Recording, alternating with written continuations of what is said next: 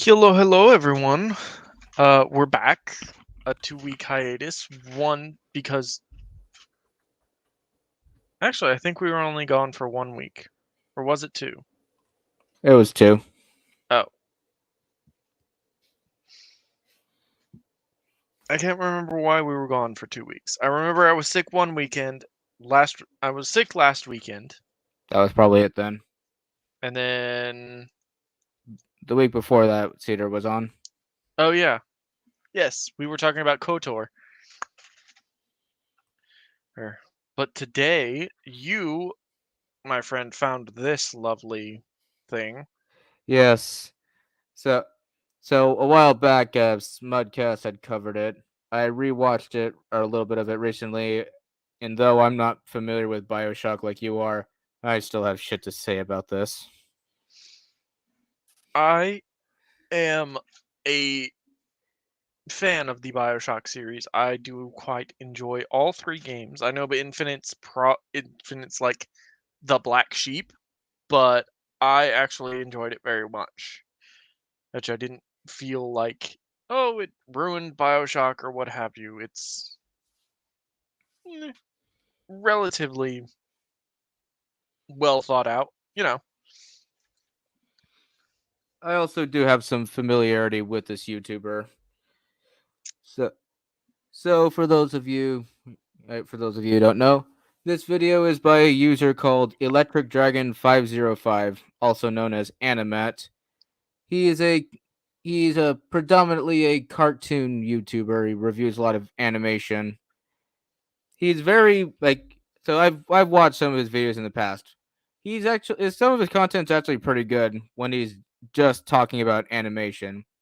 He's one of those YouTubers who is really good when being objective, but once he inserts his opinions, you realize just how retarded he actually is. Is like his knowledge of animation is the very extent of his intelligence. Mm. Thus, the title of this video: a man Also, digging in a sandbox. Also, for anybody listening on headphones, I would suggest not listening to it on headphones. Otherwise, your ears will probably quite literally start bleeding once he starts talking. Yes, I've heard this man speak. It's bad. Like even I'm not even in any sort of inebriated state right now because his voice is so bad and would harsh any vibe. It's that powerful. So let us begin. What the hell? I see heads. And I see tails. It's all a matter of perspective. Why are you following us? Who sent you? Comstock? What do you want? What do you see here, from this angle? Dead. Listen. And that angle? Alive. Walker. Shenlin. The body's gone. It was never here. It's another Columbia. A different Columbia. The same coin. A different perspective. Heads. Tails. Dead. Alive. Okay, so I want to talk about that scene real quick. So that scene comes a decent way into the video game. You've, from what I remember, and I haven't played Bioshock Infinite in a while. Well, but from what I remember, that scene comes a pretty decent ways into the game, given how much health he had and how much, vigor he had. Probably, a decent way. He was probably a decent ways into the game. I know I keep saying that. That's the third time I've said it. But there's not much else to dig into on that. It's just the the twins being mysterious and illustrating that there's the two timelines you jump between in the game. Like, here's one timeline where this lady is dead, the other timeline where this lady is alive. Right. That's it. There's nothing deeper to get in here. But this man is about to start digging into his sandbox. So let's keep going. Let's go. Also, I hate his hat. He has a very bright fedora. You know, I once saw a guy at a Best Buy who had a bright blue fedora, and my just the violent impulses in my brain started kicking in. Hmm. What you just saw was Bioshock Infinite.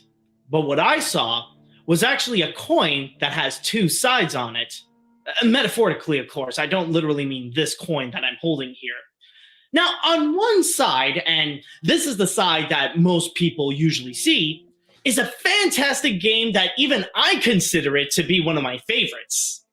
At its time, it was one of the best games you could go out and buy, and still stands as an example of what a spin-off should be. God, the way he talks.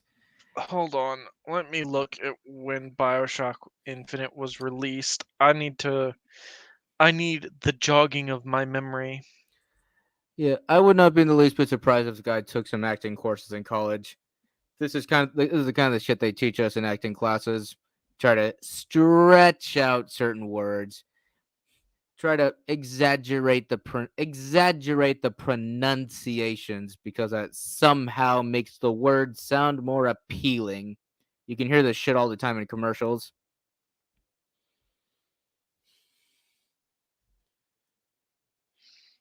Let's see. Games released in 2013. Oh, you know. Shit. Okay. All right. So let me just read this list. All right. All right. Listen. Okay. So let's consider what he just said. This was one of the best games you could go out and buy. This is what so this Bioshock Infinite, which is a good game. Don't get me wrong. I am of the opinion that it is a decent game. It's not it's probably not the best, but it is a decent game. This is in the year. These all were released the same year. GTA 5. I don't know if you've played through the story of GTA 5, but it's a very, very good one. Is that the one that has like Lamar and Franklin? Yes. No. Yes.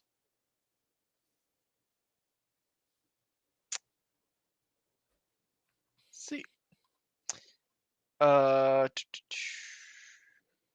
Batman Arkham Origins. The Wolf Among Us, great game.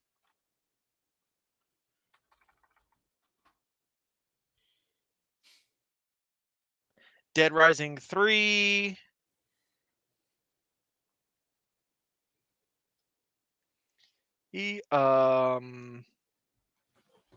See, fucking Outlast came out that year. Injustice, Gods Among Us, that's a good game. Let's see. How about more well-known series? Dead Space 3 came out, although it's, regarded as the weakest one. It's still, Dead Space. How about this one? Metro Last Light. I would buy Metro Last Light 100 times before I would buy fucking Bioshock. Any Bioshock. I like Metro too much. Oh, and then of course there's the elephant in the room. The Last of Us. One of the most narratively praised games in the decade of the 2010s. Came out in 2013, and this man is saying, "Oh, Bioshock Infinite was one of the best games you could buy." Hey, sweetheart, there's a reason Bioshock Infinite didn't sell very well. It's got competitors like GTA 5 and The Last of Us. Also DMC Devil May Cry, but we don't talk about shitty things here on this channel. Things that should have never been done.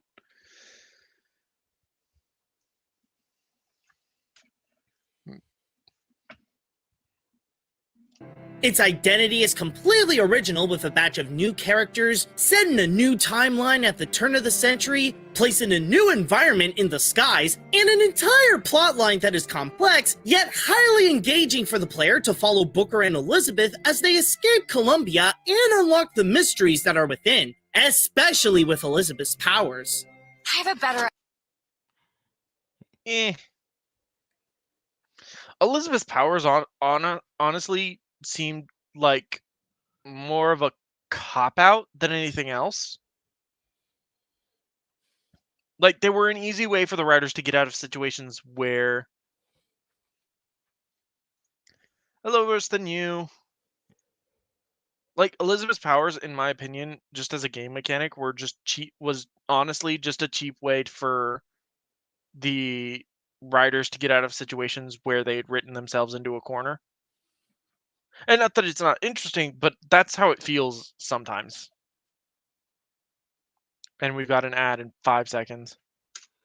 Clayton, you should have turned ad block on for this. idea. What are you doing? Opening a tear! Attention gamers. Man, I wish I found this program sooner. Outplayed records highlights of your game completely. Oh, shit!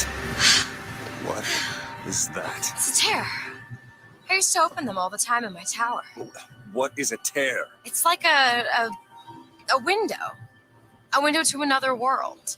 And yet, despite all of its originality, it keeps the core mechanics and the spirit of Bioshock alive and well. It still plays as a very solid first-person shooter by taking down mutated civilians and mechanical monsters. You can get special abilities like gaining superhero-like powers, and its signature trait of creating some of the most immersive atmosphere in all of gaming to create a Immersive atmosphere. I'm sorry to hear that worse than you.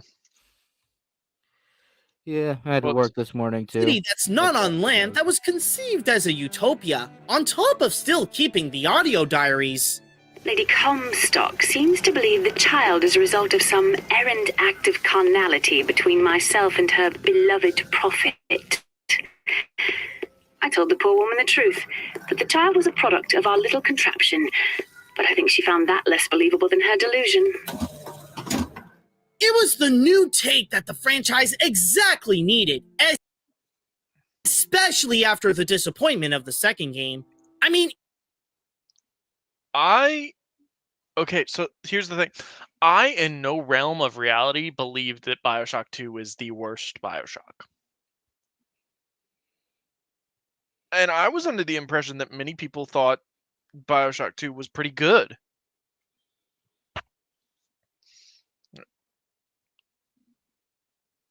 Like, I thought it was great. I think I've replayed it quite a few times since then. But I don't know. Maybe I'm wrong. I could be wrong about that. But I feel like Bioshock 2 is not really that disappointing. Unless you're, looking for something to be disappointed about. it wasn't bad, I guess, but there really isn't much excitement happening in Rapture after the first game, even if they let you play as a Big Daddy. However, with Infinite, it is the perfect blend of feeling familiar where you jump in and know what to do, yet completely new where you never know what's going to happen next, whether it be for your next challenge or figure out why Booker was sent to Columbia in the first place. I'll say it right now, if I have to rate this, I'd go either a 9 or a 10 out of 10. I'm still Dude, Matt, talk like a normal human being. Christ. Please, you. Also, what does that mean? Or see, this is why I don't have. This is why a lot of game YouTubers nowadays don't have number rating systems anymore, because when you start to break down the mechanics of a game and examine its narrative and whatnot, applying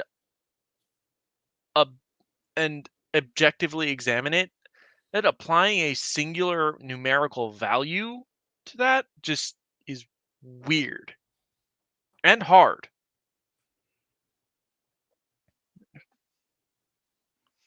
Hello, John. Been a while since you showed up.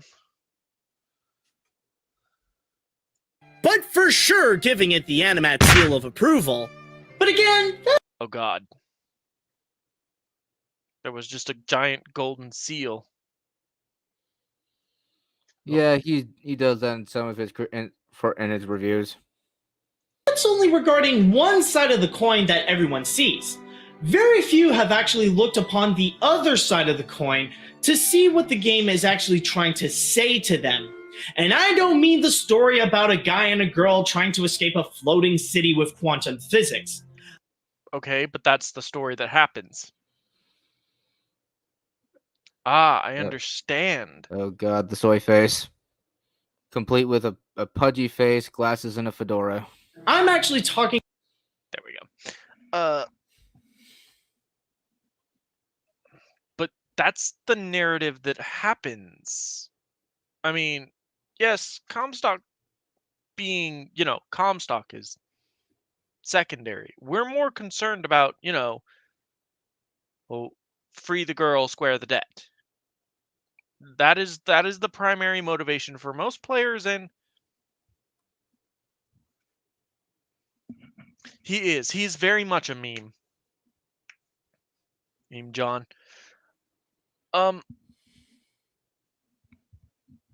I have to say, from a narrative perspective, the narrative actually doesn't really engage with the sort of political messaging that Comstock has, as it's more in the background, which is why if I remember correctly, because I did watch this video the day after you sent it to me,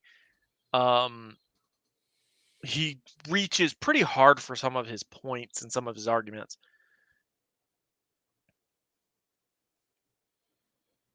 About the deeper meanings that are within the game that is trying to convey through metaphors and social commentary. In other words, I'm talking about politics. Now, the horror.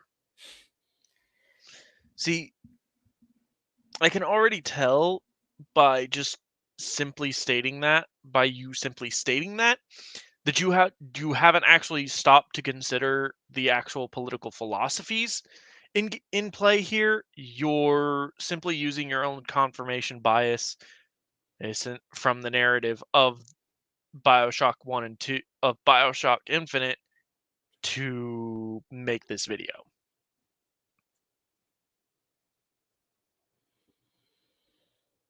Like, if you have to illustrate, hey, I'm talking about politics,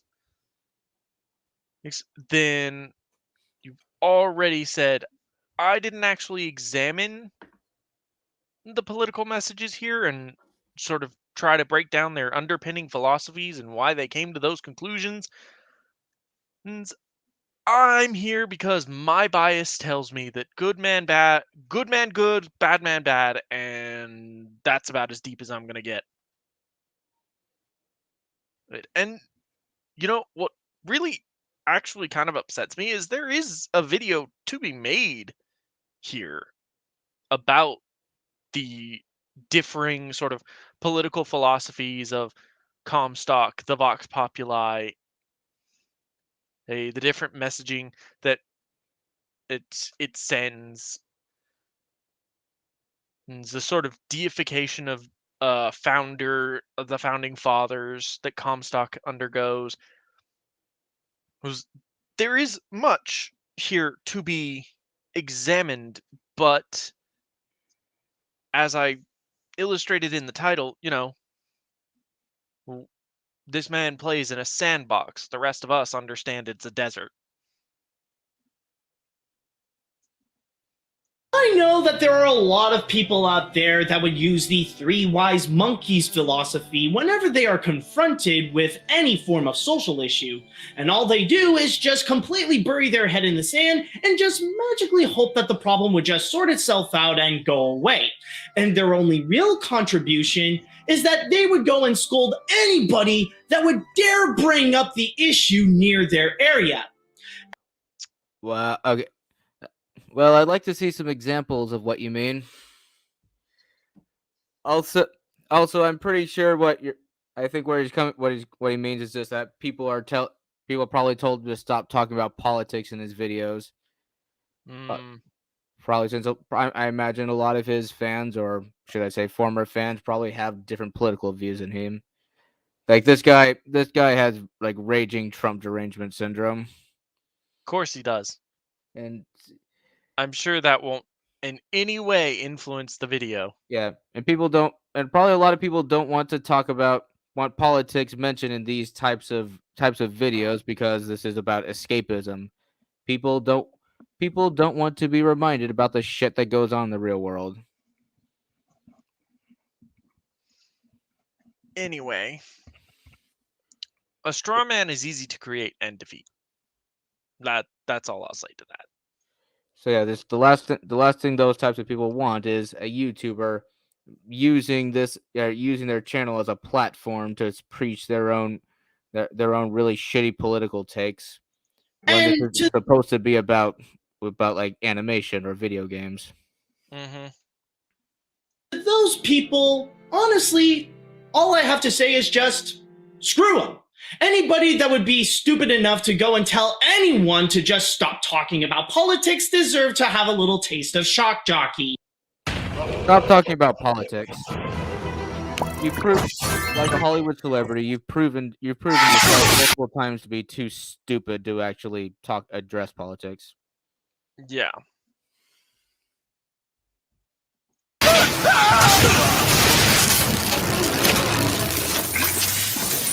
But let's be real. Take a look at Colombia. See how it's all themed to this early 20th century American fantasy utopia? How can there not be any form of political undertones? Yes, Sure enough. and I'm going to tie this all into Donald Trump and shit that goes on nowadays. Okay, so here's the thing. What he's referencing is actually not a symptom of the early 20th century. It's not. Like, that's the thing. It's not a thing in the early 20th century. You see it appear very much after the sort of American made jargon, and which he will bring up in a moment. The sort of American made, like America first kind of thing doesn't appear in common parlance until after World War II. You know, when America became like a real world superpower. In the game, Colombia was built to be a patriot's dream city in the skies. It's no mistake that it Yes, but consider where it comes from. And I'll get into that as he wrongly attributes things. was made to look like the floating version of Disneyland's Main Street USA, presenting it like what people want to think of what early 20th century America looked like. In fact, other than balloons and quantum levitation, patriotism was what created and fueled the city to become what we know it today. But it's not just any form of patriotism that you'd find in any other country. This one surpasses them to a whole new level that is often referred to as American exceptionalism. You know when you see those obnoxious Americans dressed all in red, white, and blue shouting, USA #1! Yo, Well, there was a good amount of the 20th century where that mentality was the mainstream. Correct. Post World War what's II. wrong with that? He's not wrong but it was post World War II that this occurred. The 1920s had a bit of it, but it was more along the lines of, hey, he like hey, everyone is wildly successful and rich, and we have like money and stuff. With that philosophy, they didn't just love America, but they also believed that they were the best at doing anything. For these Americans, no matter what it was or regardless of who did it, if it was made in their country, then that was considered top quality. Well, this thought Okay. isn't as prominent as it Again, post World War II America. This is pre-20s America. This is Gilded Age America. Please stop confusing the two. And post World War II, and the reason why American made and American exceptionalism took hold of the country is because it was true. There weren't better goods out there than American goods. Like, we produced our own cars, we produced just about like mid late 40 late 30s, early 40s and 50s, even into the early 60s. America by and large produced most of its own goods for export. Like, that's the thing. And, like, we didn't America exported more in the mid 20th century than than it had at any other point in its history. However, and that led to and American goods at the time were some of the best on the market. In terms of their quality and good in terms of their quality. So yes, like there's reason why that sort of phrase and mentality had a hold on the people of America at the time. However, this is not that time. used to be decades ago, there are still some to this day that highly value if something was made in America. I really like the fact that it was made in the USA. I think that USA products are a better quality product. But back on You say that like it's a bad thing. Again, the Well- way you're framing this, the way he's framing this is like this idea that anything could be exceptional, like something from a certain country is more exceptional than something from another country. He's framing that idea as bad when it's really just a matter of either perspective or an objective examination of the product would reveal which Yeah. one's which. Yep. And another thing, I would much rather the products I buy be made here in the States than in some sweatshop in a third world country. to Colombia, the reason why it was built in the first place was to be a product of American exceptionalism, proudly displaying it at the 1893 World's Fair as one of man's greatest achievements. But to further give every other country the middle finger by screaming, "I'm better than you!" the entire Good God. area is covered in its American pride, from its architecture to its culture, to even portraying the founding fathers as if they were in the same ranks as Jesus. Yes. This is not patriotism.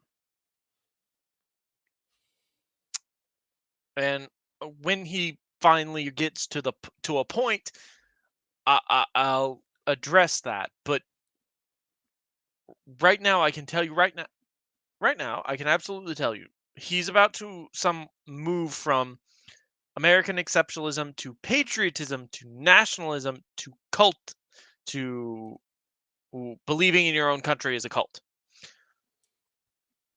This is where he's going. So just watch for the curve.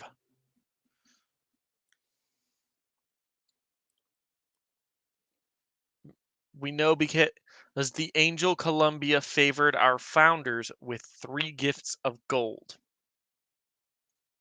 There is no denying that none can be louder in their patriotism more than the Americans. Clearly, this man has never seen the World Cup. Ever. And to everybody listening, Animat's Canadian, just for reference. Oh. That's unfortunate for him. It's interesting. He kind of looks. Speaking of Canadians, he kind of looks like Mother's Basement. Also, a little bit like that guy that Zoe Quinn accidentally killed. Wait, the who now? Zoe Quinn. I guess she Me Too'd one of her exes, and that just destroyed the guy's reputation, and he killed himself. Ah. I should be more surprised at that, but I'm not. And throughout its history, I will give it credit that American exceptionalism is responsible for many of the major innovations that we do see today. And also, it allowed Americans to go through some of their toughest times during that century. However, while the Americans are the strongest when it comes to their pride in their patriotism, their patriotism is also what makes them so vulnerable. Oh yeah, I said no other country experiences patriotism. No one's ever has stronger patriotism than anyone else. Ideology, patriotism, especially American exceptionalism, isn't complete without its set of flaws, and these ones can be very damaging psychologically. You see, the big problem.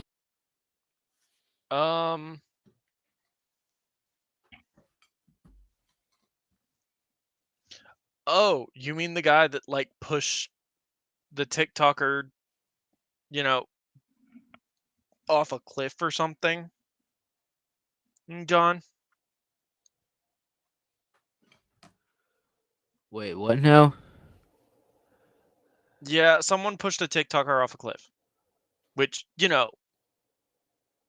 part of me is like, yay, one less TikToker. The other part of me is like, really, bro?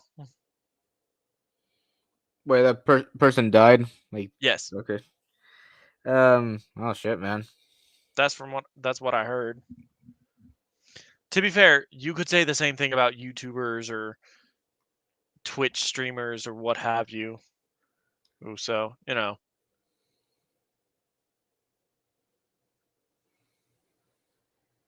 did not know about that one.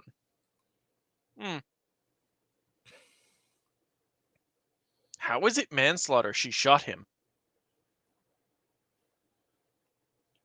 Minimum murder 2. Regardless, let's focus on the video. We can. The problem with patriotism is that the more the person attaches themselves to their pride for their country, the more they personally identify themselves as their country, sharing its traditional beliefs and values. In a way, patriotism is no different to religion. No, it's not. No. No. No. No. Religion is a set of prescriptive moral values.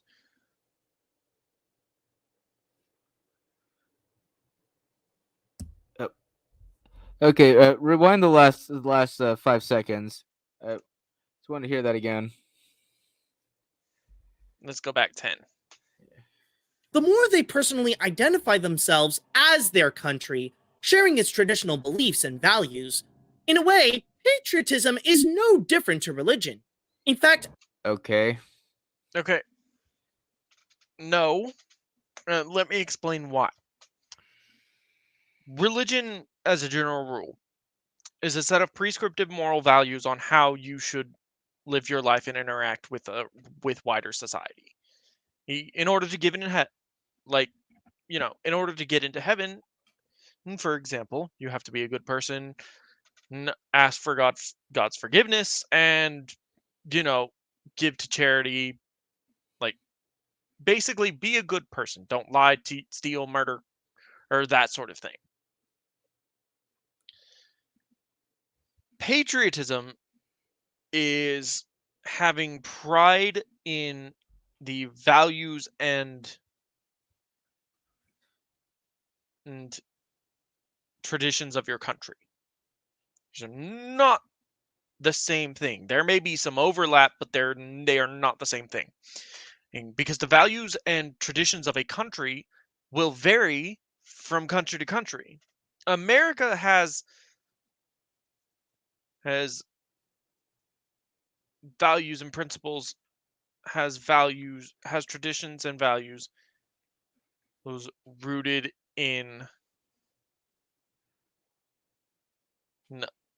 the Enlightenment philosophy, which is why it overlaps so heavily with more modern interpretations of Christianity, because at the same time as this Enlightenment philosophy was going on, we also had a religious renaissance. Hence, where Christianity as a whole changed the way it presented itself. Plus, the breaking up of the church meant that if you had an issue with a church, you just went and founded your own new church and claimed to be Christian. So, and each of those, and see, as you get deeper, the problem persists with his comparison of patriotism as religion, because the deeper you look into religion, there tends to be more creation myths, supernatural forces, and an apocalypse at the end. Patriotism does not have these things, nor does a patriot stand by those things. Like, there is not an American patriot does not prep for the day America falls. He is proud of America because he lives there and he agrees with its founding principles and moral values. It was just as if, for example, I was in Argentina, I would be very proud of the Argentinian history and moral values and traditions of Argentina. I would be patriotic towards that country because I loved where I lived. This is not the same thing. These two are not the same thing. A key element in traditional American values is Christianity, using the Holy Bible as a template to the US's beliefs. That's actually incorrect. The founders did basically all they could to keep religion out of the Constitution. Like, the Constitution and the Declaration of Independence, outside of mentioning God is more heavily influenced by Enlightenment philosophy rather than sort of Christianity. Like, while the founding fathers may have been Christian, quote unquote, though some of them may have been closer to atheists for the time period. Yeah, some of them were deists. Yeah.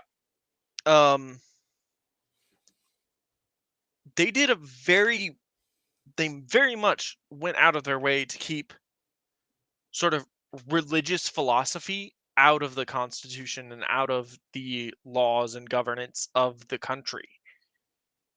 Right? The reason why America has sort of Christian underpinnings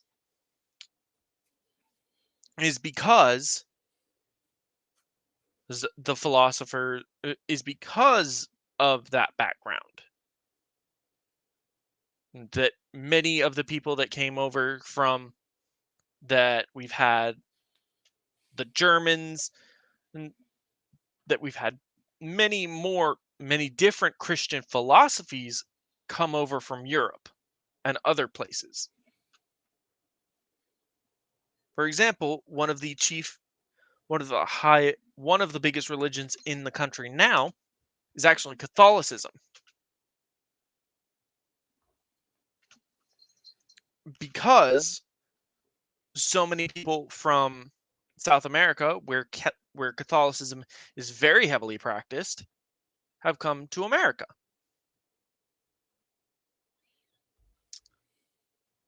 So, and again, what the founders wanted was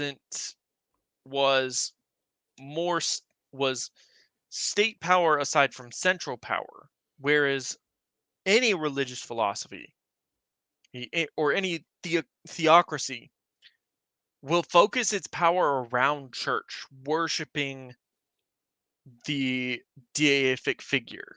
We don't have that in America. That's not a philosophical underpinning of our nation. We do not worship the founders. We do not worship the founders. This is why he's so wrong from basically this point on in the video. We don't worship the founders. We don't have a prophet. We don't have these things. These things aren't distinctly American. These are things that are unique to Comstock's philosophy, unique to Comstock's ethos and reason for doing things. Like, this is not patriotism. This is religion with red, white, and blue paint smeared on it.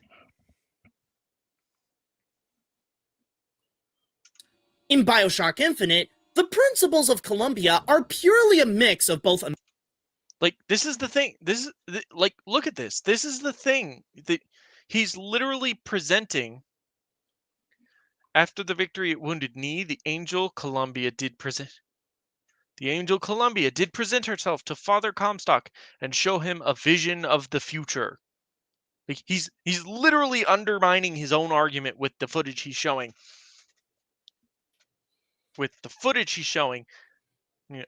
Like a divine revelation, that's not 100% that is 100% not something that any of the founders or any American patriot will say. Okay, so I'm not too familiar with this game's backstory. So, this guy Comstock, he's the founder of this city. Yes. Okay, and so and I guess he started preaching that an angel gave him the idea to make this city. Yes. So this is not really like this isn't anything like nationalism. Then it's definitely more like a cult. Hell, you can actually kind of draw some parallels to Mormonism. Yes.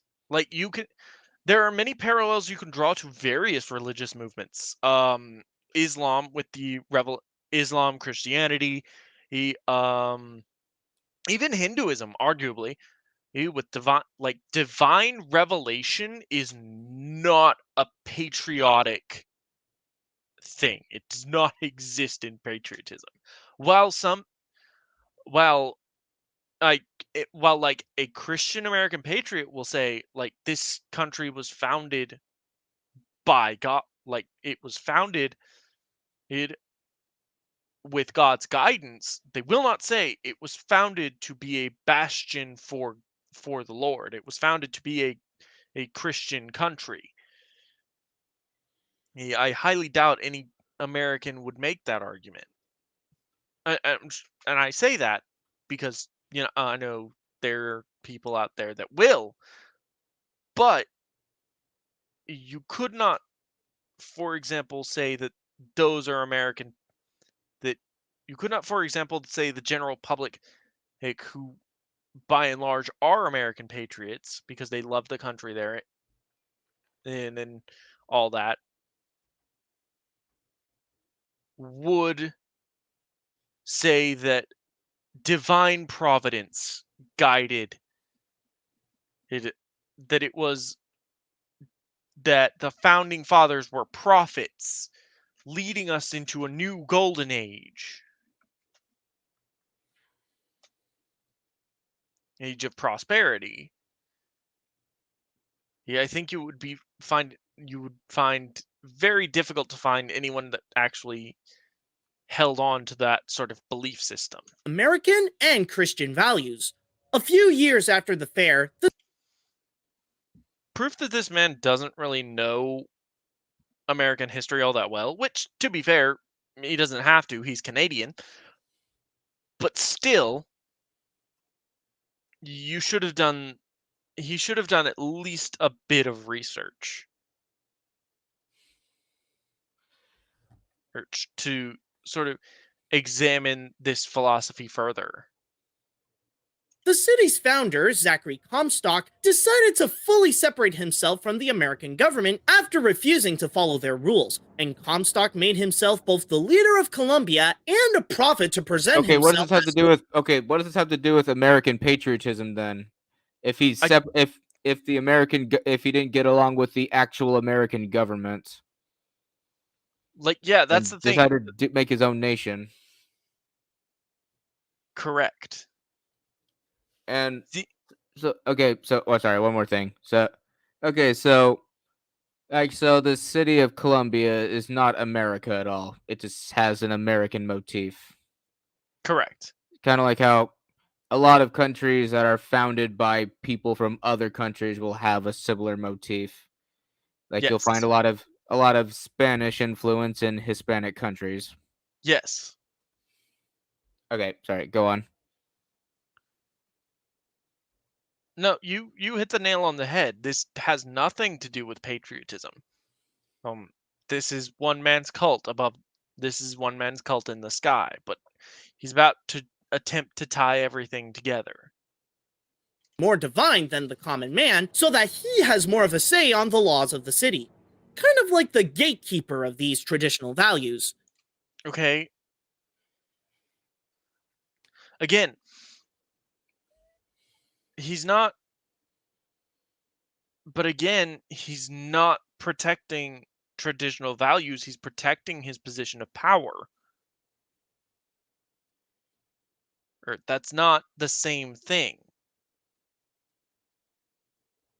If I were to say if I were saying I want to protect the rights of I, as an American, wish to protect the rights of the individual over the collective, that is me gatekeeping the traditional values of America, because American traditional values hold the individual in higher standing than the group.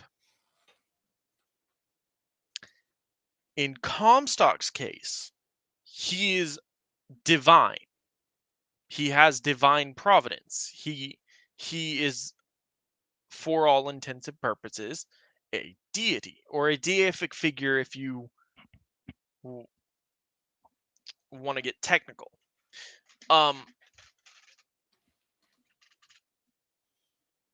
So with the thing is, if Elizabeth disappears or dies, he loses that he loses his access, he loses his position of power. Booker is a threat to his position of power, and so he goes out of his way to defend his position of power. That's all Comstock does. At first, Comstock was actually a grifter, only saying things not because he believed it, but because that was the easiest way for him to gain power. But over the years, after repeating those lies over and over and over again, they eventually got to his head where even he believed who he said he was. Brother, I have told you many times that I encountered this particular Caesar before he crossed the Rubicon. When I met Comstock, he was little more than a preacher, able to move both members of the flock or members of Congress with equal dexterity. He believed in my work, and his influence bought the funds I so needed. Look at these people. Hold on. He believed in my work. Okay. But look at these people. Well, these are not, like, these soldiers are not there in, like, woohoo American patriotism or nationalism, they are kneeled in supplication to him. They are kneeled to what they consider to be a divine figure. They consider themselves to be unworthy of being in his presence. They are not equal to him. Which a patriot would consider every American to be of equal value. At least an American one, you know. This whole thing right here, these 4 figures kneeled before Comstock, should be like evidence enough that Comstock does not, that the sort of red, white, and blue paint that that Columbia has is just that. It's paint. It's paint over the deification of a man and his delusions of grandeur. And his influence bought the funds I so needed. And if he wanted to use tears to play prophet, that was his prerogative. But at some point, the man became incapable of distinguishing his performance from his person. I sit in judgment. But then again, it was I who built... So again, here. Oh, that statue? I think it fails to capture Father Comstock's absolute, divinity. There's a reason this statue is here. It is to solidify into the minds of the people that this is your God. This is who you worship. But like, we don't have things like this. I mean, we have, I guess technically we do have, statues of people. But again, the purpose for statues, the purpose for statues of American presidents and things like that is different than what Comstock wants.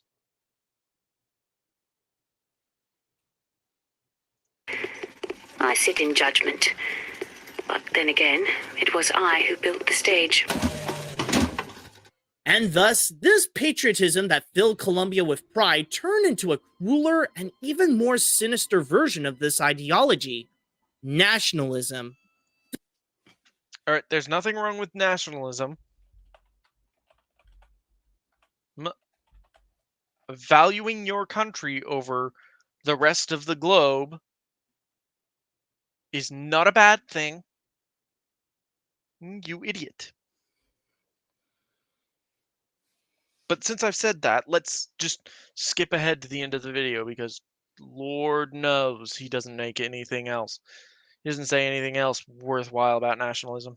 This is where pride truly presents itself as one of the 7 deadly sins, which makes it very ironic when Christians also consider themselves as nationalists. Love for their faith and country is no longer enough. Throwing shade right there, ain't he? Yeah, just...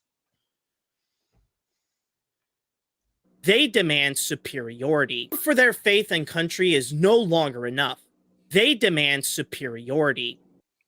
Not necessarily.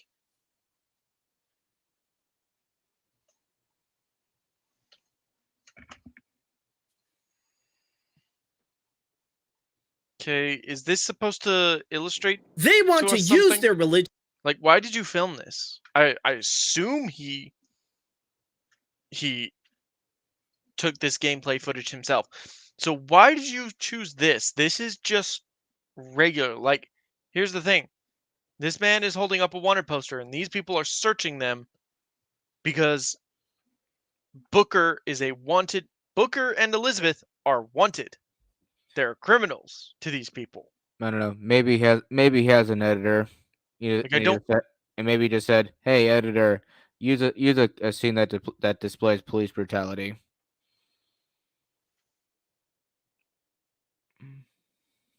I don't know, just speculating. Longer enough. They demand superiority.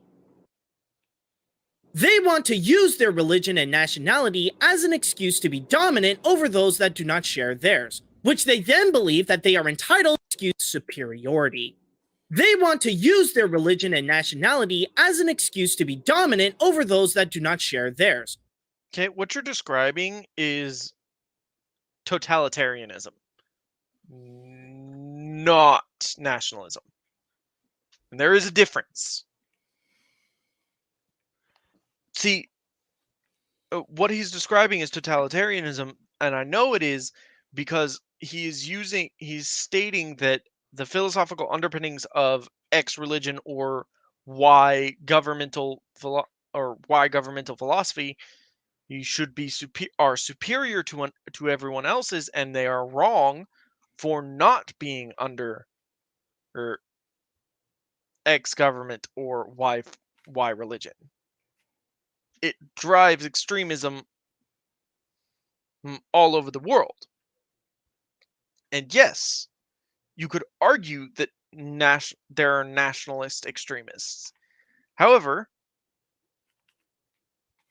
we have a term for these people. They're called ultra-nationalists.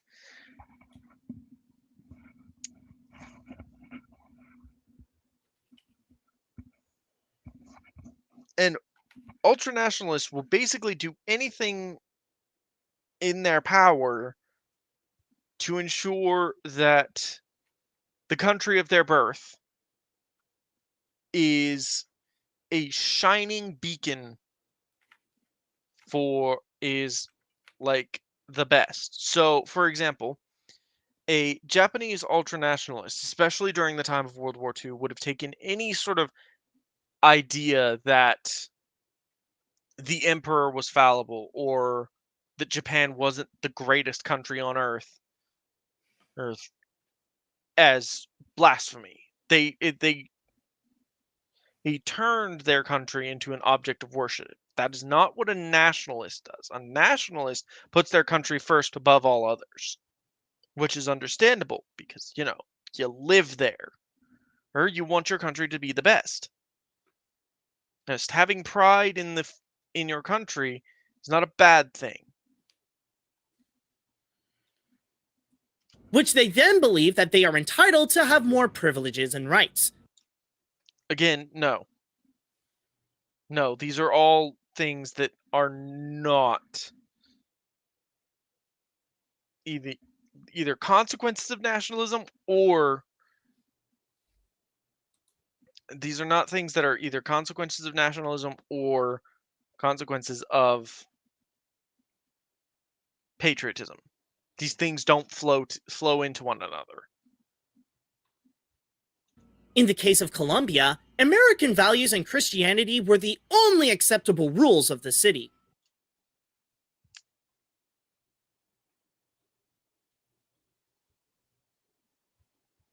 Anything else was considered a crime.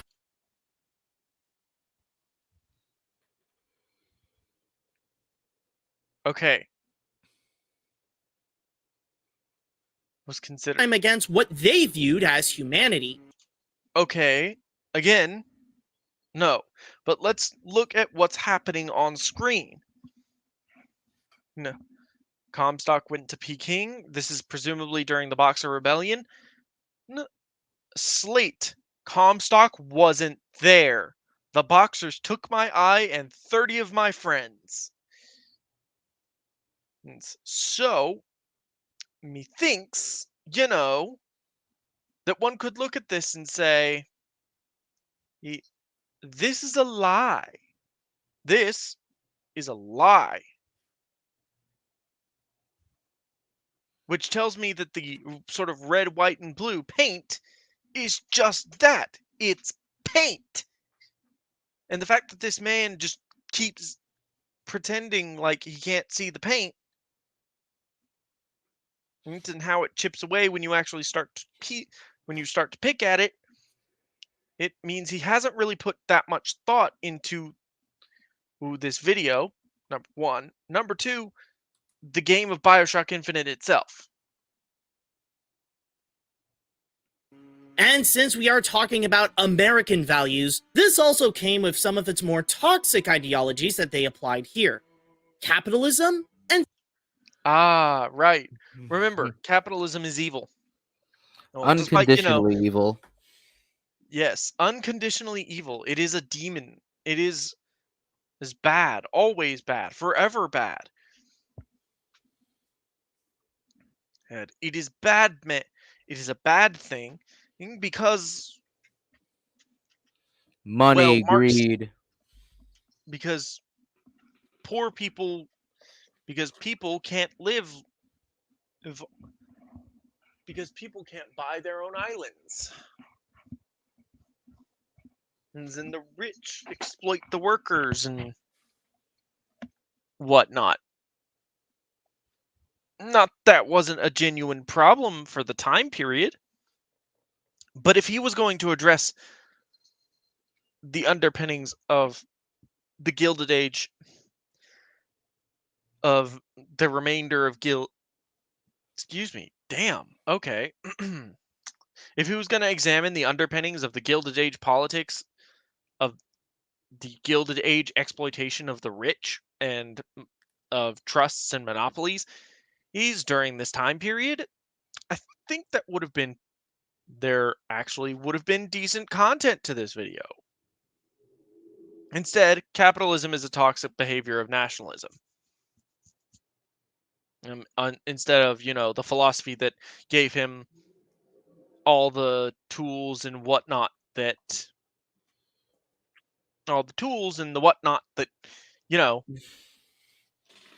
Okay, allowed him to make this video. so and yeah, you can't tell me that there's not a single communist or socialist country that doesn't display any sort of nationalism. Cough, North Korea, cough. Yeah. That right there is North Korea is very much ultra nationalism. Mm-hmm.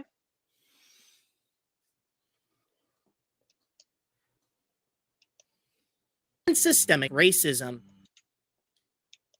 All right, so let's address this one. And wait, he's associating this systemic racism with ultra nationalism, or no, just with regular nationalism. Yes.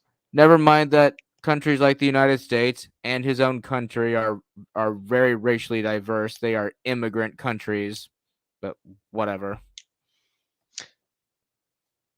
But let's address this thing. A racist view during the when does this take place? Like 1912? Sure, I don't know. I think it takes place fairly early on in the 20th century, like before World War One. This view of like the different races was not uncommon in the day. Like, I'm not playing around. Like, yes, you could argue that there's systemic racism in Bioshock Infinite, but only to the point where it isn't, where yes, we're addressing this because it has to be addressed because it's a prevailing thought of the time period. That's it. This game does not take place in the modern day. This is not Colombia circa 2021 or 2015. This is Colombia circa like 1912, and we're still racist. Like, racist views would not have been rare. You would not have had to look hard to find someone who would have said, Yes, the black folk are inferior to the white folk, and they should be, kept apart. That's not an uncommon view for the time period. With capitalism, it was not just Comstock ruling the skies, but also some of Columbia's elites to form what was known as the Founders, using their wealth to gain power over the city and set the rules where only the upper class like them could enjoy the best experiences of living there. Okay. That sounded like Gilded Age America. And this does not relate to nationalism. Indeed, it does not, because a corrupt economic system does not relate to pride in your country. No. Even if it's overzealous pride in your country. Nor does it relate to capitalism. In fact, it's more a symptom of collectivist ideology. Or simple greed. You know how I know? How do you know? Because when you actually examine the end results of collectivist countries, China, Russia, hell, even Venezuela, you see the same results that you do in Colombia, where the top echelon of of society, or people endorsed by the party, are very well off. They don't have to struggle for food. They drive nice cars, or they live life at its best. Like Fidel Castro, the dictator of Cuba, had a property that was about, worth 200 million or something. Meanwhile, the average wage was $25 a year for his citizens.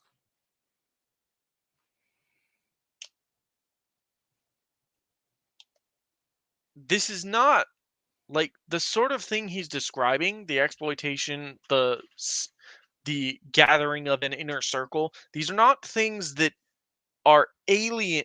These things are alien to the economic system that is capitalism. In capital base, and this is why when people say capitalism is inherently racist or sexist or homophobic or whatever, I look at them funny because they're wrong. In a purely capitalist system, which means it's purely free market, which means pure free market,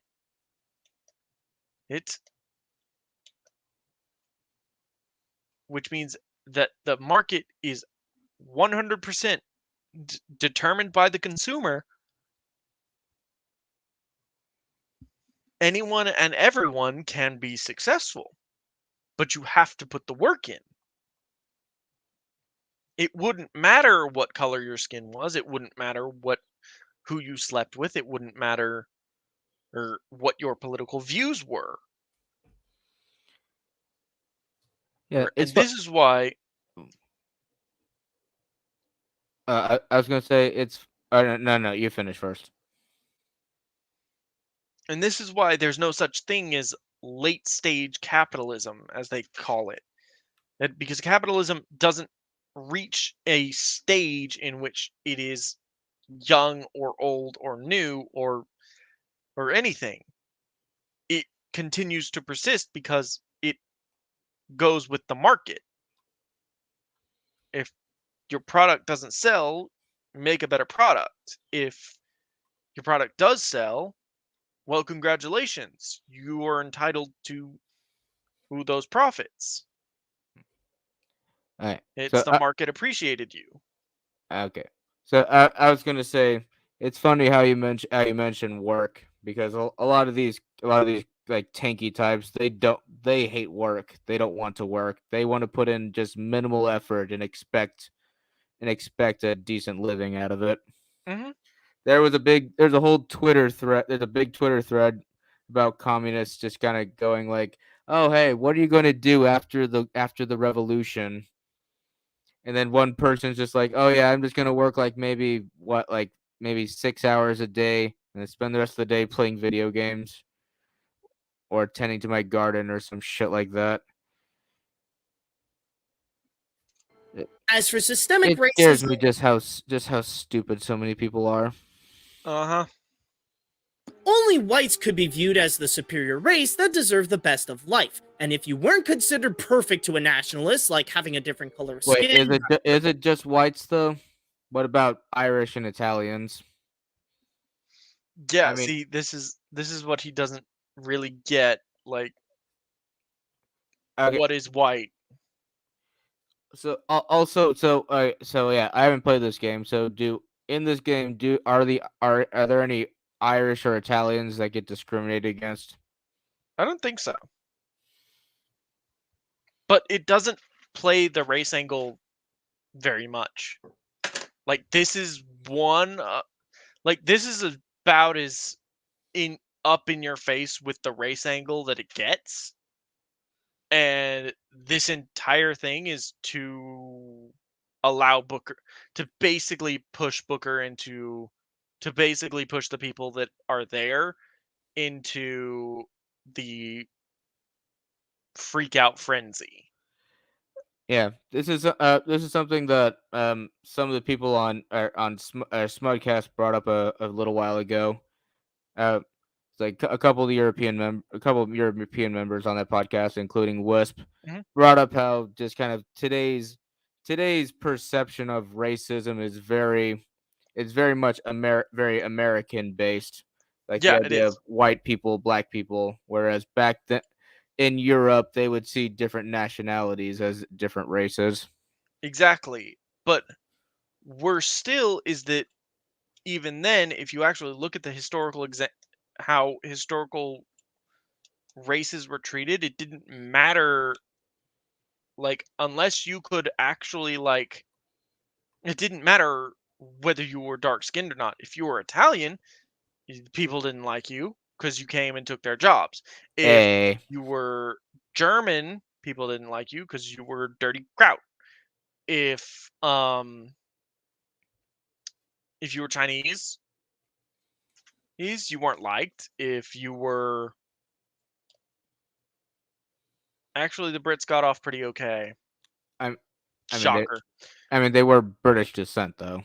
Yeah, like, that's the thing. Like, people don't understand that racism wasn't actually very much racism, more like we just don't like people.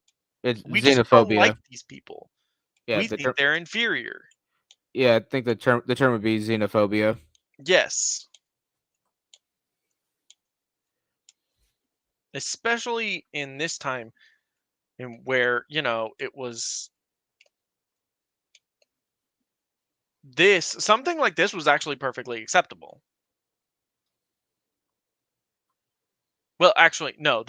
What happens to this couple is not something that would have been acceptable down on the surface. Now, in Colombia, very clearly, it's perfectly acceptable, but not necessarily something that would have been kosher in many places. Now, the reason, excuse me, sorry, the reason they're on display is because they were sleeping together. Or they were in love and they were married, kind of thing. That definitely wasn't accepted at the time. So again, like, not unusual for the time, just a little bit more extreme. Christian, or have a disability, then you ended up being exploited to either serve or entertain white citizens. But with the way some like the lower class and people of color were being pushed around, do you expect them to just go with the flow and deal with the conditions they were? Okay. Albion Online is a sandbox let's play Albion MMORPG Online. in Sounds which you fun. write your own Given? Not sponsored. Of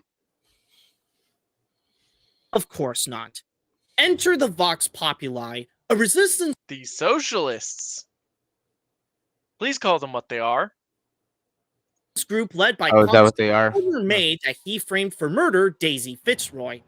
Their goal was to have equal rights for everyone in Colombia, regardless of race or religion, something that goes against the nationalist beliefs. In fact, as an intimidation tactic,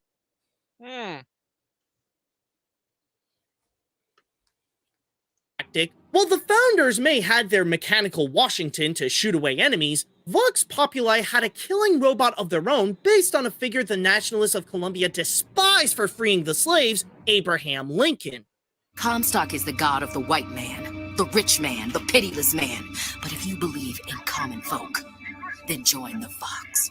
However, as noble as they may sound, their response to Colombia's extremism is by also being extremists, but on the other end, even to the point that they could go too far for the average anarchists. And with the amount of violence they spread across, they're not anarchists, they're socialists. The city, it only resulted in the founders and the nationalists to double down on their beliefs to take them out, which Okay, these are terrorists. They're not, like, Daisy Fitzroy did commit murder. From what I remember of the game. I'm not actually sure. She might have been framed. Who knows? But she does actually commit murder. So, you know, she is a criminal. Since SJWs like to compare reality to fiction, I like to make this comparison. SJWs like to think that resistance groups are mostly like the Rebel Alliance from Star Wars. In truth, in reality, most rebel groups are more like the Stormcloaks from Skyrim. Idiots misguided by an idiotic leader. Yep. Which in return made the Vox Populi double down as well. And this constant back and forth battle ended up revealing that the insides of the American paradise was actually a blood-filled war zone. As you can imagine, as the head of the no. No. Okay, so one of the things you discover as you progress through the game is not that the Vox are, you know, fighting street to street with Comstock's forces. It's more of the Vox are basically corralled into this one area of Colombia that is very, very heavily patrolled by Comstock's forces, so the Vox don't necessarily have the freedom to do anything.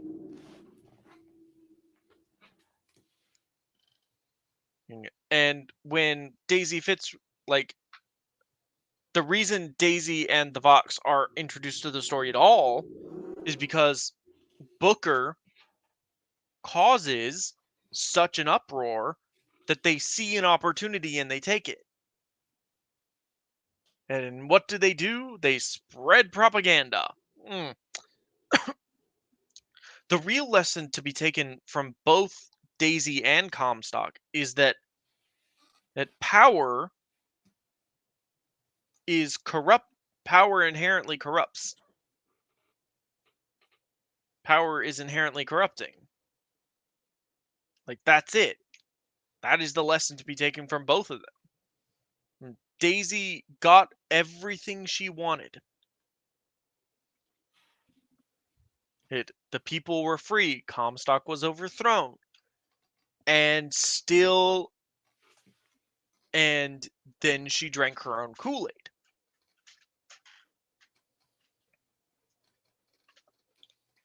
She kept pushing for the endless revolution.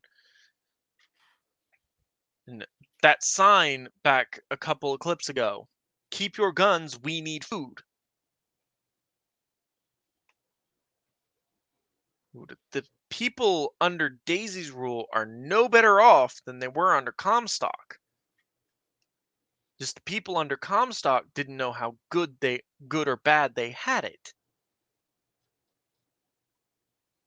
The founders and Columbia, this consequentially made Comstock enforce his laws and beliefs to become stricter than ever while portraying himself as the only mortal being that the citizens could trust.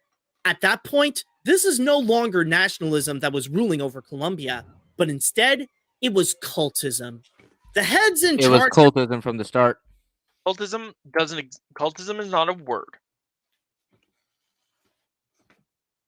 Almost 100% certain of that. That's one. Two, this is not, I repeat to you, an end result of either patriotism or nationalism. This is, he has finally acknowledged that the red, white, and blue paint is actually paint. But the problem is, he doesn't understand that the red, white, and blue paint was just paint. It wasn't actually something that underpins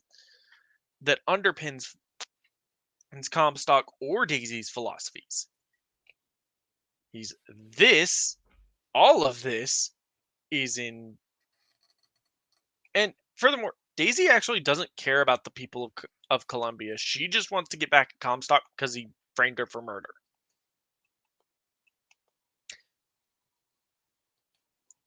But again, you only have to look at the clips he's showing you to see that he's talking nonsense. Like, look at this. This is a literal shrine. Literal shrine. No red, white, and blue flags. Nothing. This is a shrine to Comstock. This is not a shrine to America. This is not a shrine to the bald eagle or the Constitution or anything like that. This is a shrine to one man. Had an enemy they needed to get rid of and must make sure that the people can only have confidence in them over literally everything. Yes, why is okay? Let me end this video in one sentence.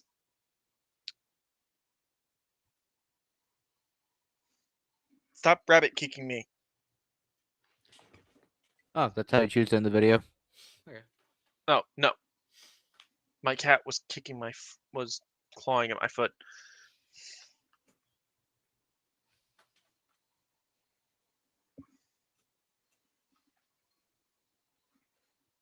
But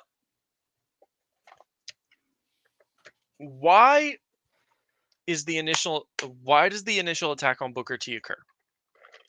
I call him Booker T. Why do the people of Columbia turn on Booker?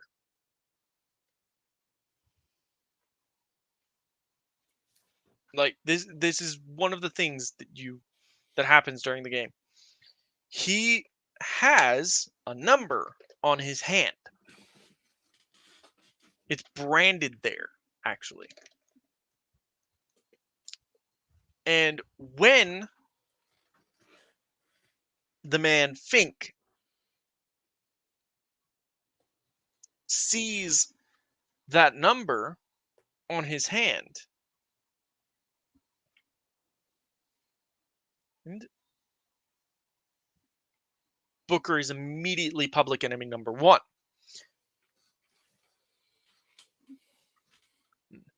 How does this basically ruin the entire video? Because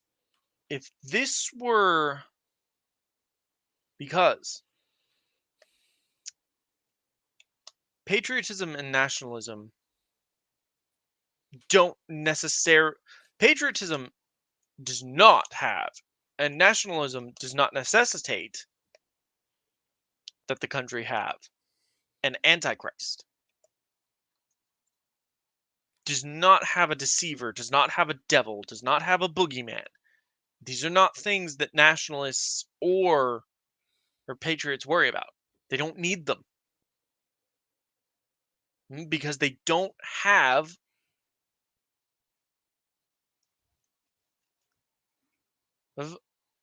this prescriptive view of the world.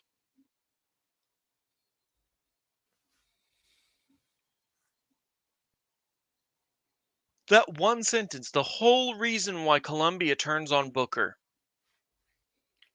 entirely disproves this video. And I notice he avoids showing that clip, showing why Booker is attacked by people. It's not because this isn't like Rapture. This isn't like a Bioshock 1 and 2 where the slicers the splicers are insane and they don't care that you're just trying to get by. These people are genuine, true believers in their motivation, and they have found their Antichrist, and they seek to destroy him. Down to the point of warping their perspective of reality, where now Comstock and the founders could control what the citizens perceive as fact and fiction. Good and evil, love and hate, which is a dream scenario for them since they consider themselves lost causers and sided with the Confederacy. And we... How does this relate to capitalism again? I fail to see how it relates to anything. And I know it's been a while since I played this game, but I don't remember anything that indicates that. And since he hasn't, put anything up on the screen, I have to assume he's just pulling it out of his ass.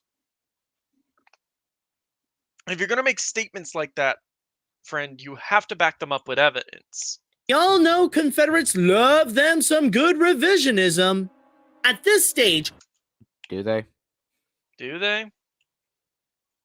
What's most important for cultists is no longer just about their faith or their country. Okay, so this is just after Booker is revealed to be the Antichrist. Okay, so the only example of possible revisionism I could think of from Confederacy is just like one guy trying to justify slavery by saying that black people descended from one of Noah's bad children. Possible. But here's the thing, Comstock revised history all the time. He needed to. Revised history throughout. The reason he did so was to increase his own divinity. It wasn't like, oh, hey. It wasn't a situation of, hey, we're Confederates. Let's just rewrite history. Rewrite history to make the Civil War go away. It was, I need to sway the people to believe I am a deity or I am a prophet. I have the blessings of God behind me. So I'm going to rewrite history so it makes me look better and better. Like I have been guided by divine purpose. They still hold on to their nationalist beliefs, but now those take human form as their leader, which in this case is Comstock and the founders. And as long as they follow the word of their leaders, they believe that they will remain at the top of the food chain. You know why these men will die for me? Because I have seen their future in the glory, and hence they are content.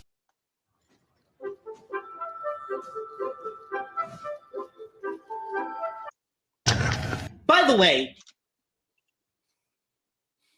that's not the best quote you could have come up with, but it's a decent one.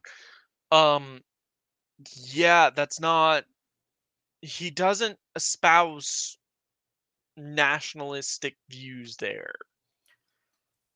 Or friendo. That's all of it is definitely the ramblings of a cult leader. But of course, I could be wrong. But I'm not, so, If you have played through Bioshock Infinite, I have. there is one infamous mural that you may have stumbled upon when you were playing through the game. Yet, not only does it actually capture the ideologies of Colombia, but it is the perfect representation of the true face of nationalism. Okay, The so true face. Ooh.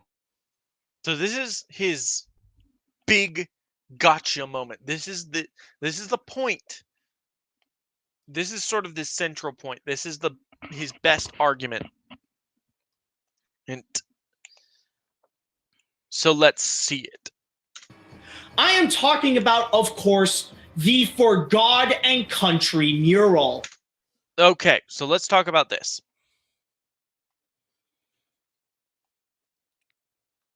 Yes. Oh, So hey, there's the Irishman. Yeah. So let's see. We've got the Irishman. Couple of races that undetermined. Yeah, let's see. You got Chinese, Middle Eastern, a couple of Native American. Let's see. It's two types of Native Americans: a Mesoamerican, Native American, South American, Chinese on both Jewish. sides. It's the Jew. This is probably meant to be like the white man down here. And it is our holy duty to guard against the foreign hordes. Okay. So, congratulations, you've identified a piece of Comstock's propaganda. Because I guarantee you, like this is not real. Like this is not something that many people would look upon and be like, I don't think George Washington would have approved of this. Because it sort of paints him as very, divine in a way. Like as if he is being guided by God or guided by some sort of divine purpose. But that's not what's happening. That's not the truth of the matter. And you've pointed out a piece of Comstock's propaganda. That's all it is. It's propaganda. Yes, this is the visual representation of the mentality of a nationalist in the US. No.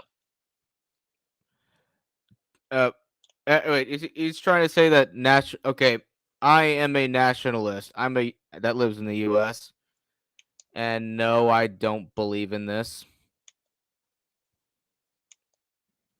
I would very much like to I would very much like for him to explain how this image represents such things. Of course, anyone can tell that this is a satire calling out the racism and xenophobia of nationalism. But again, you've failed to, but you're still not explaining how this is nationalism. Yeah, once again, the U.S. is an immigrant country. Hell, a lot of people who immigrate here from other countries will put America before their country of birth. Yet, believe it or not, there have been several instances where conservative groups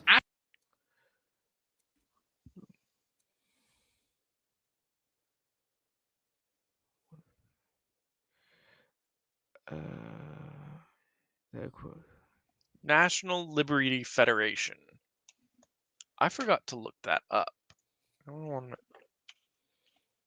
Let's see. That quote from video games.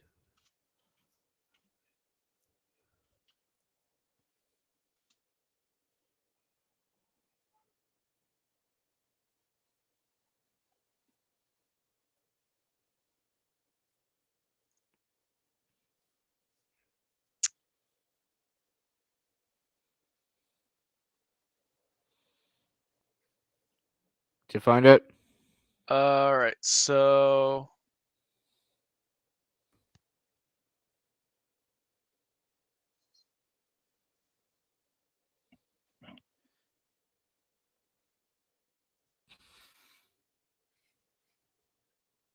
basically it's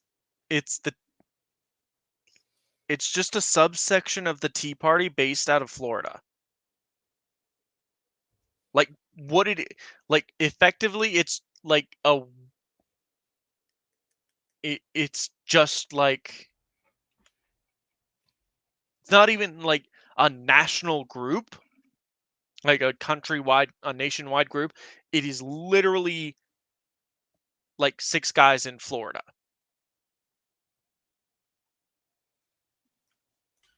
That's how far he had to go to find someone using this as an example of something. And even the comments are like, "Wow, did you just not know what your source was?"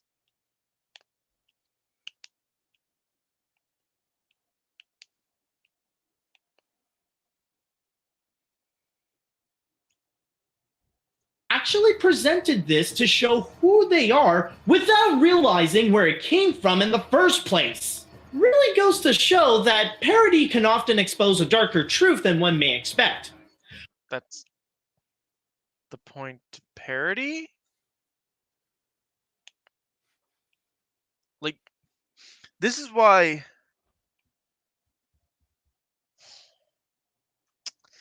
this is why satire is dead to me, because people think modern satire is The Simpsons and Family Guy.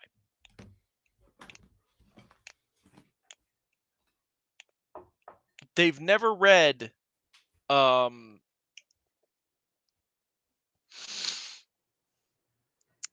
shit, what's his name? What's the name of the story?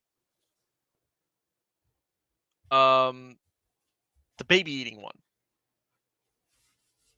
Like the Irish baby eating one. It's like A Simple Choice or something. Hold on.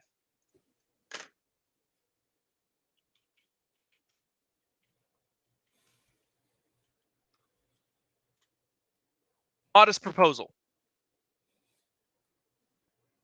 That's what it is. I had to look it up. I feel like an idiot. But if, like, A Modest Proposal is satire. But it's it's good. It's satire on a subject that is of import.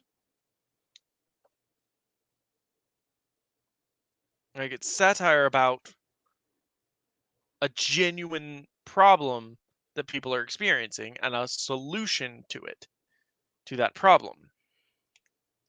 Nowadays, people think satire is just being obvious about it and making fun of X, Y, and Z instead of, pointing out when people are being stupid. But this is actually nothing new for the Bioshock franchise. In fact, they have been playing the political game since the very beginning. Seriously, the theme of cultism is actually a signature trait of the Bioshock franchise that can go all the way back to the first game. So as you see, guys, Bioshock has always supported my overly zealous far-left political views. Naturally, of course. But no. The original Bioshock stop that. The original Bioshock is about ambition more than anything else. It is about the ambition of a man who wanted the best for everyone, understood and said, you know what? That, and that's what like Ryan's whole spiel is when you descend in the bathysphere. Or like, are you the man? Are you not entitled to the sweat of your brow? Oh, no, says the man in Washington. It belongs to the people, to the poor. Or no, says is the church. It belongs to God. No, says the man in the Kremlin. It belongs to the people. Well, I chose something different. I chose rapture, where a man is entitled to the sweat of his brow, where success. So one of the things that rapture had with it was one of the things that rapture had was rampant innovation. But the problem is that innovation came at the cost of moral reasoning, of morality. There was no moral underpinning to rapture, thus it fell apart. And even that, you could argue, is not necessarily the case. That's just my interpretation. Because scientific innovation and scientific advancement were accepted as being something more important than the moral quandaries of, should we really do this? Should we implant sea slugs into small children and so they will produce this this formula that gives us superpowers? Sure, why not? It's for the advancement of it's for science. We are advancing our knowledge, our understanding. And meanwhile, we're experimenting on small children. That's perfectly okay. But no, rapture is not an antithetical examination of capitalism.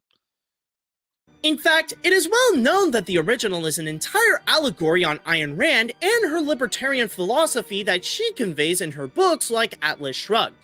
Basically, the message that the first game tried to say is that Ayn Rand is the dumbest human being that ever lived, and anyone who unironically believes in her insane ideologies is as psychotic as a splicer.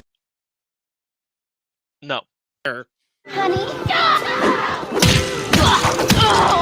But even without the Ayn Rand connection, the commentary of this ideology's toxicity is still prominent in Infinite and how it can even destroy utopias from within.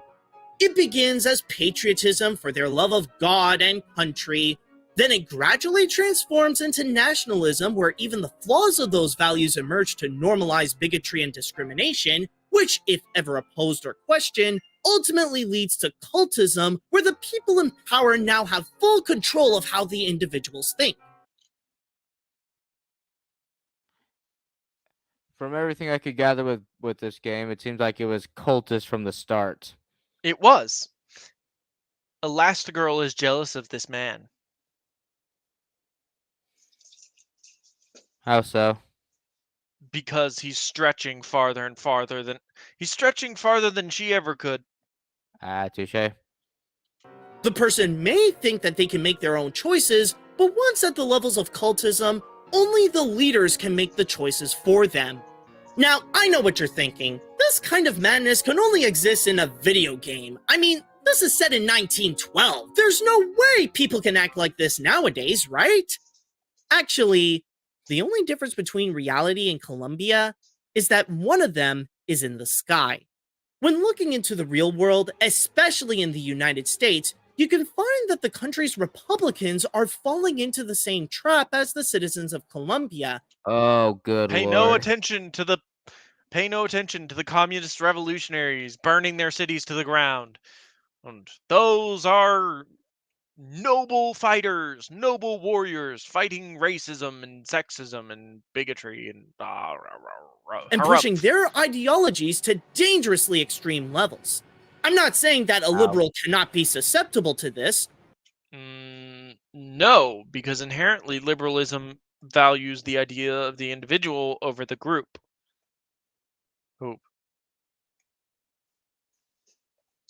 Like, this is the thing.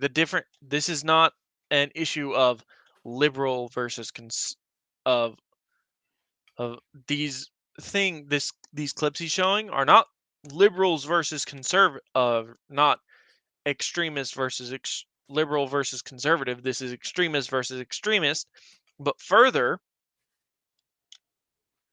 conservatives don't like, this is the thing. This is why people need to take more civics and more understand political philosophy more, is because conservatism inherently doesn't dislike change. It understands change needs to happen. Good conservatism as a whole understands change needs to happen. It's going to happen regardless. But we don't know the end result of this change. For example,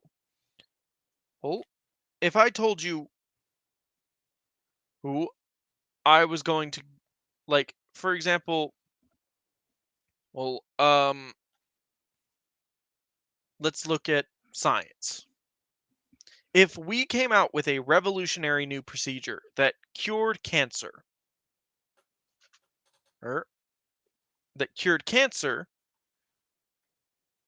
like all forms of cancer forever, the sort of the unconservative idea, and I don't want to call it liberal because that's not what it is the non-conservative idea would be to push this out once it passed the necessary checks, to push it out so people could get it. The conservative philosopher says, yes, this is a good thing. This is really great. Do we understand its long-term effects? Does it have any side effects? Does it have X, Y, and Z? And examining, like, we should be slow in implementing this. Because you're tying this to the COVID vaccine, ain't you? No. COVID vaccine parallels aside, like, this is actual conservative philosophy. Change is going to happen, but it needs to happen at a slow rate so we as governors, as political entities, so the government has time to react to that change, to examine that change, to adapt laws and philosophy to that change. Non-conservatives believe that change happens and we need to adapt on the fly. So it's more of how the government's place in societal changes.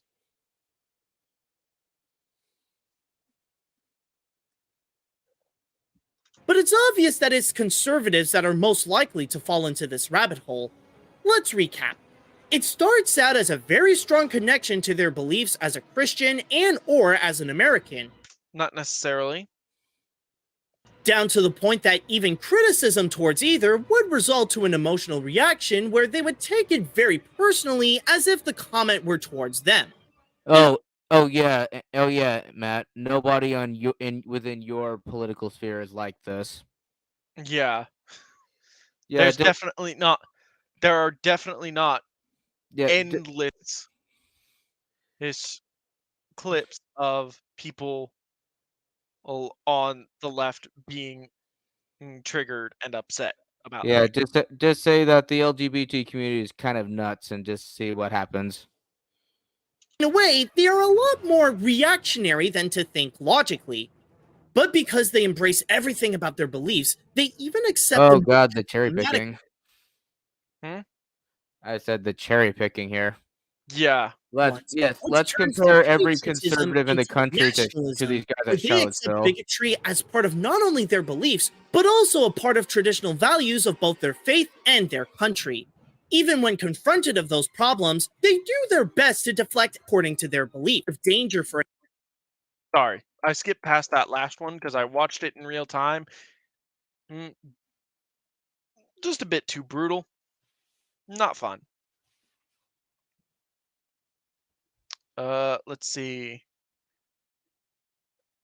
For a nationalist where some of their values would be lost, and try their hardest to make the opposition the problem instead of them. Over the years, the words they use to attack have changed. But nowadays, you're probably familiar with angry trolls antagonizing what they refer to as political correctness. How long has that term been around, political correctness? Quite a while. Yeah, I think I've heard it since the 2000s. Cancel culture. Yeah, that is a real thing. That is a real thing. You lefties do it to yourselves. Yeah. Welcome to the purity spiral. Short Fat Otaku has a video about it. Oh yes, I've seen it. Forced diversity. That's a thing. Lady Thor, Well, pretty much just what Marvel was doing, just giving all these mantles to, I guess, to diversity hires.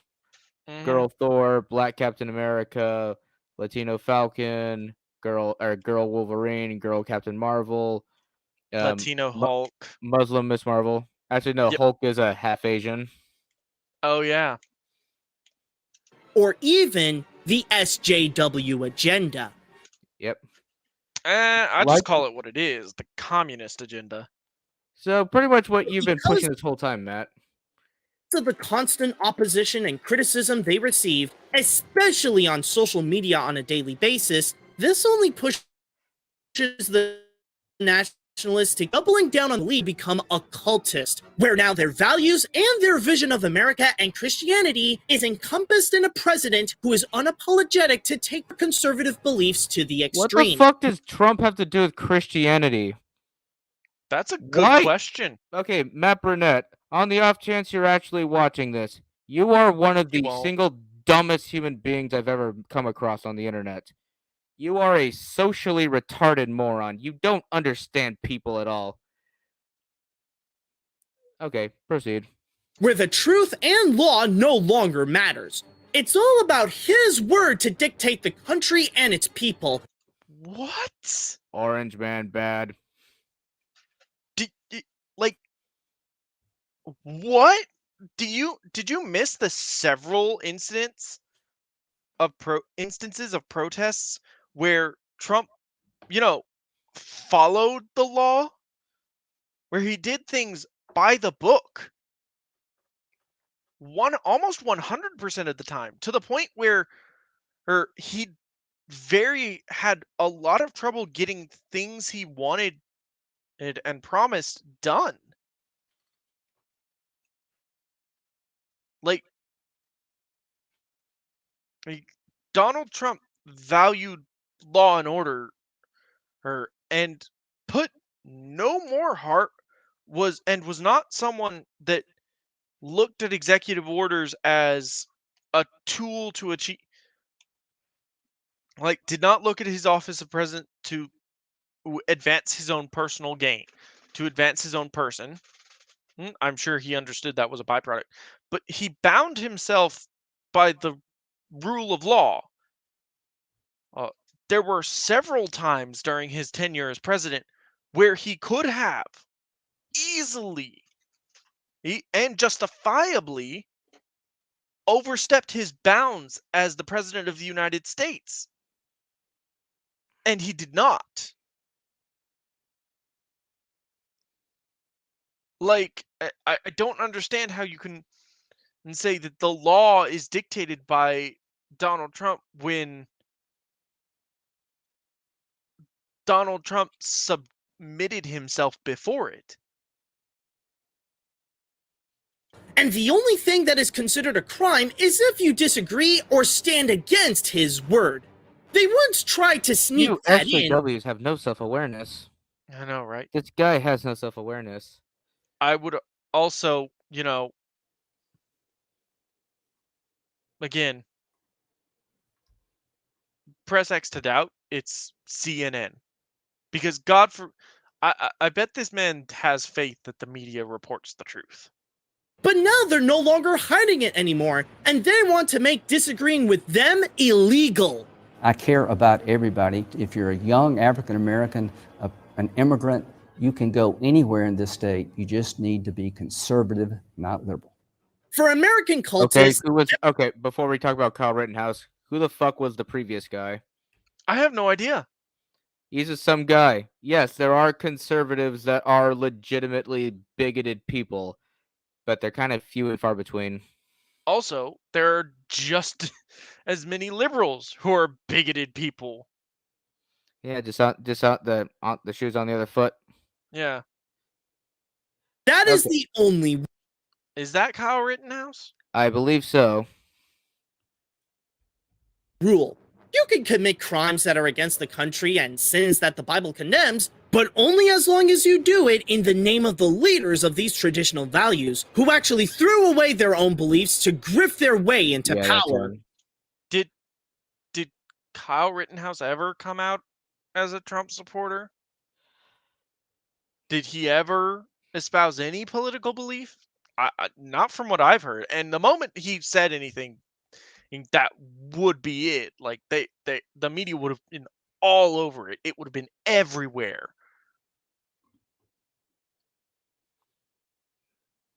By the way, someone needs to screenshot this and make a meme of it. This picture of Trump? Yes. I don't know. What kind of caption would you put on that? I have no idea, but it looks like a meme face.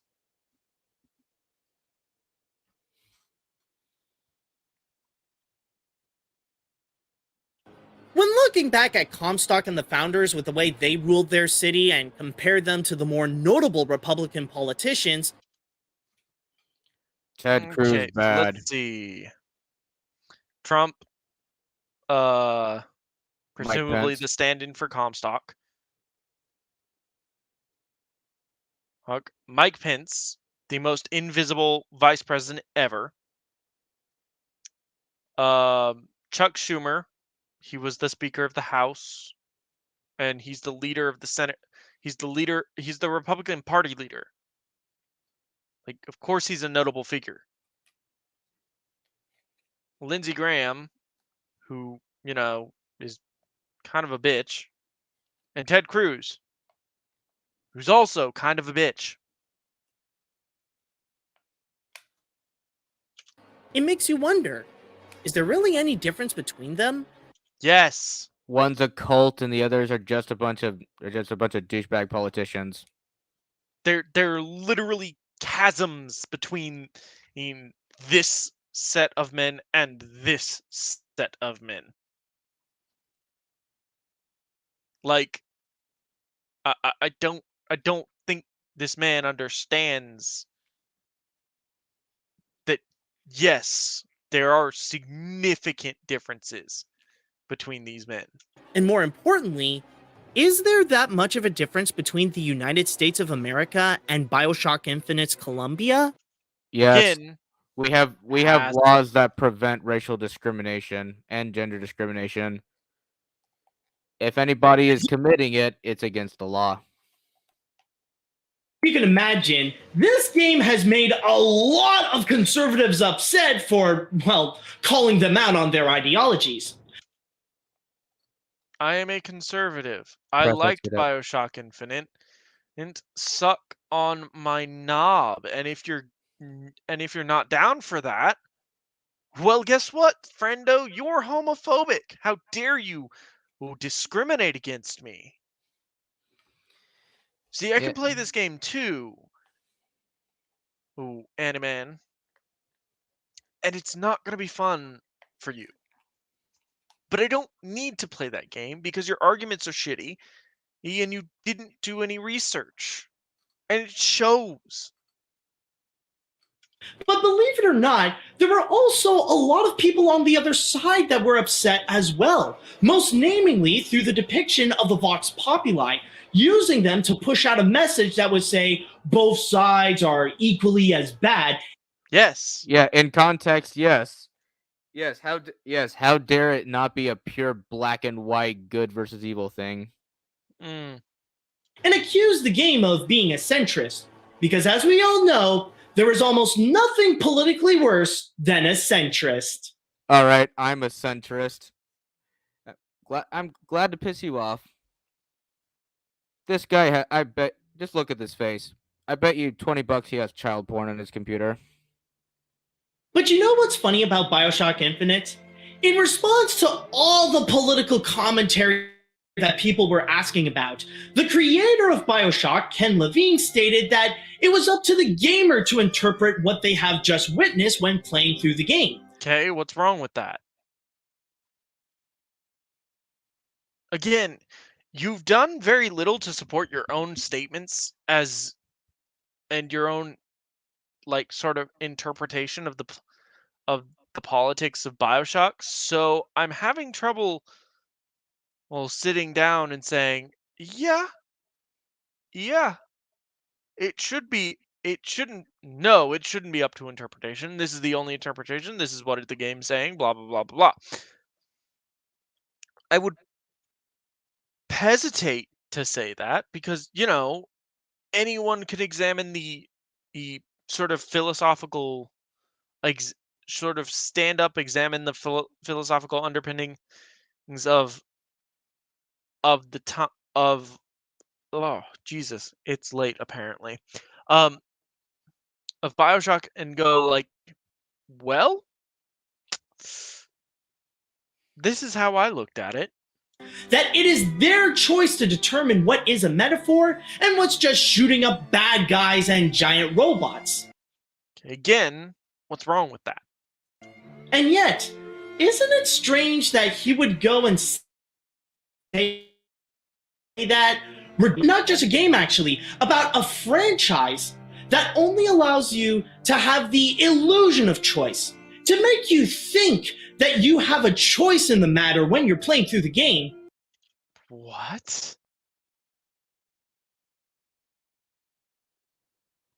What? What do you mean? What do you mean by this? What are you talking about? But all you're doing is just doing what the game tells you to do. What are you talking about? What are you going on about? Are you trying to sound deep? Because you're failing.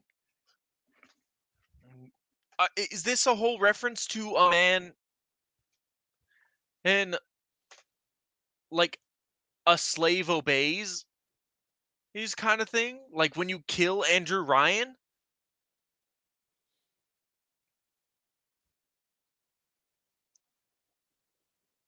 Like that's not something that matters here. That's not something that ties into what you've been saying the whole time. The illusion of choice, you're always given a choice in BioShock. The illusion of choice in BioShock 1 comes from the fact that the game very, very subtly continuously weaves the idea that this got, like, unless you've played BioShock 1 before, and I'm not going to spoil it, it's the big twist in BioShock 1 comes from the fact that you, the player, don't really know what's happening until the twist occurs.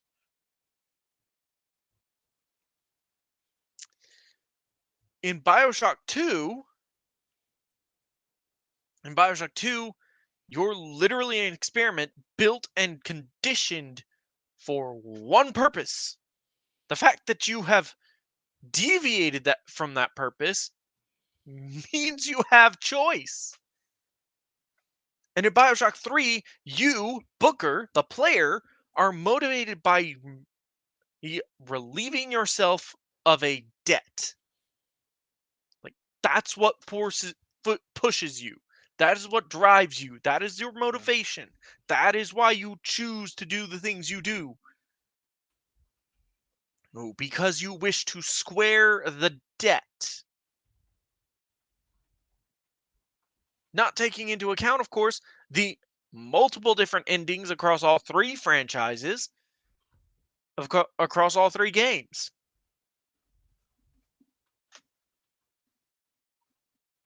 And it all leads you to the same kind of ending. It all leads you to just the same kind of result. What result is that? In Bioshock, in Bioshock 1, if you save as many little sisters as you can, then basically you give the city to them and head up back to the surface. In Bioshock 2, if you save as many little sisters as you can, not only does Sophia Lamb live, after basically setting the entire city on you to kill you, but a bunch of you save a bunch of the little sisters as well, and they come up to the surface.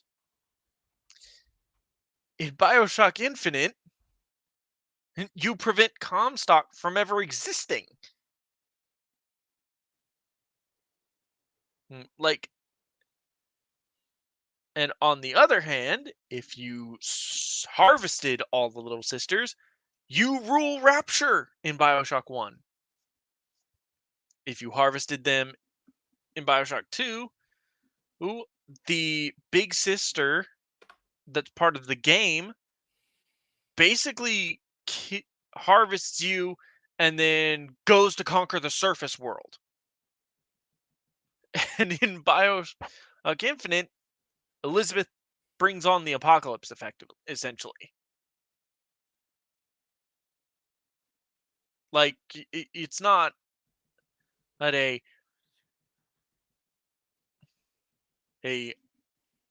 like, I fail to see how these are all the same ending.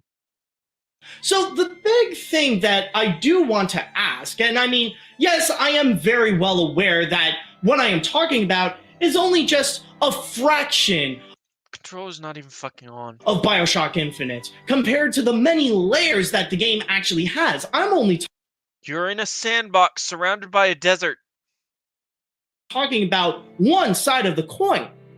But after all that, I just want to know, why argue about what side that you see when we are all talking about the same coin? I figured that was supposed to be his, like, big, pithy comment, supposed to make him sound intellectually deep, but it doesn't. It makes you sound like a fucking idiot. Yeah, that was a terrible video. That was bad. All right, I think we're done here. Yep. So yeah, a little while ago he kind of came under fire because he tried to give his 2 cents about the whole Vic Mignogna situation. And surprise, surprise, he sides with the Kick Vic side. Oh, I'm shocked. He's like a legitimate. So like he talks about Nick Rekieta. For those of you who don't know, Nick Rekieta is a YouTube lawyer, and he's been covering the Vic Mignogna case. And so when Animat talked about Nick, he tried to claim that Nick Rekieta was not a real lawyer. What was it? Why? Why would he think that? Because in his mind, he thinks Nick would not have a YouTube channel. He wouldn't be making YouTube videos. He would be, and I quote, be doing lawyer stuff. He unironically says lawyer stuff. And of course, if you just do about 5 minutes worth of research, you can find that Nick Rekieta is very much certified. Yeah, and Even being in the same town that he says he lives in. And it's very clear this man did not do any sort of research into this video. He did not play Bioshock Infinite maybe more than once. Oh, no. Of course he did research. He just did a very selective research that supports his ideology. Fair enough, I suppose. It's kind of like it's this meme I've seen that's like the two different types of science. There are two different types of like. I'll try to find the meme and see if I get, and probably maybe DM it to you. It gets the idea is like one side is like the actual scientific process of trying to prove a theory is right, and then the other one is just it's being exactly like I said, just being selective about your research to prove that your scientific theory was right the whole time,